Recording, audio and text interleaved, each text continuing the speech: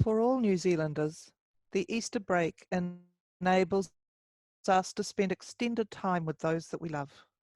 However, this year of 2020 is already very different from any other year in our lifetime. There are many commentators now speaking of the disruptive effect of COVID-19 level 4 lockdown, disruptive on our previous suppositions about our society and our patterns of life. One layer of thinking that has underpinned the response by New Zealand government has been to consider the value of the most fragile human life versus the value of negative economic effects. Our government made the choice to act quickly, to value human life, and to cushion business and worker impact.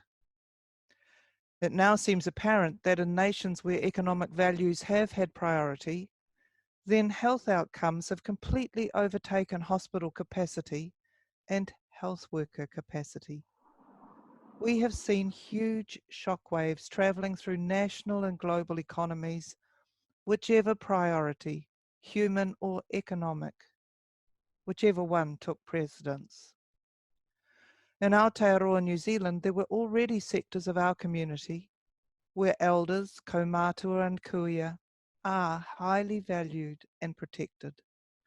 And the history of previous effects of a 1918 pandemic are reflected in the names on headstones in Urupā. Those communities acted early and continue to protect and shield their precious taonga. However, currently our whole nation, Pākehā, Māori, Pacifica and others, is reflecting our concern for the needs of our most vulnerable persons by staying at home, living in bubbles, washing our hands, caring for isolated and vulnerable individuals through shopping and pharmaceutical delivery, as well as phone trees, FaceTime and conversation from the gateway.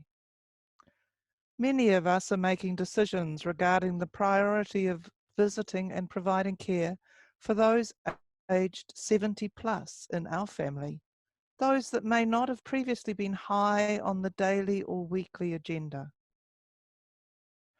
After this experience, it may be that our behaviour and societal thinking has indeed been disrupted. In these weeks, many of us, each of us in fact, may have had the opportunity to reassess the role held by those elders and our treasuring of their presence. Perhaps we will find in this reassessment we have more in common across the cultures of Aotearoa New Zealand than we had previously recognised. Those elders for whom we care themselves may have paused to consider mortality and to value life each day, to value contact with family and friends, and to review how time is spent. All of us have needed to weigh up independence versus connection, responsibility and tender care versus autonomy and freedom. You know, perhaps the values of loving and interdependent community, which do lie at the heart of the nature of God as Trinity, perhaps these are present. They're also present and alive and well in each of us and in all of us. Perhaps these actions to care for one another are a response to the voice of the risen Christ, calling us home to all that truly matters. Perhaps this is what matters most in life. Perhaps disruption is also new life. Perhaps this is Easter.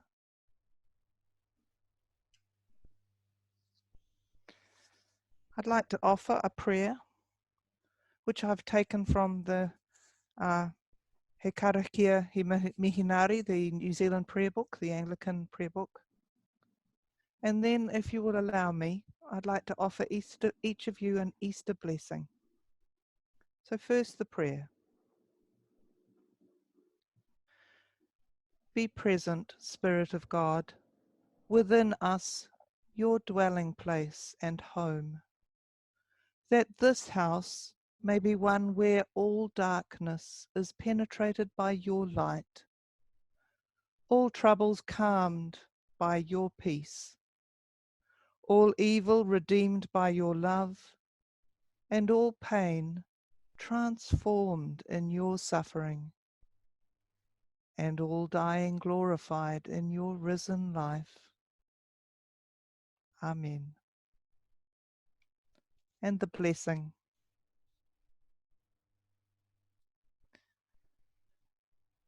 May Christ, who out of defeat brings new hope and new alternatives, bring you new life. And may the blessing of God, the Holy Trinity, Creator, Redeemer, and Giver of life, be with you now and always.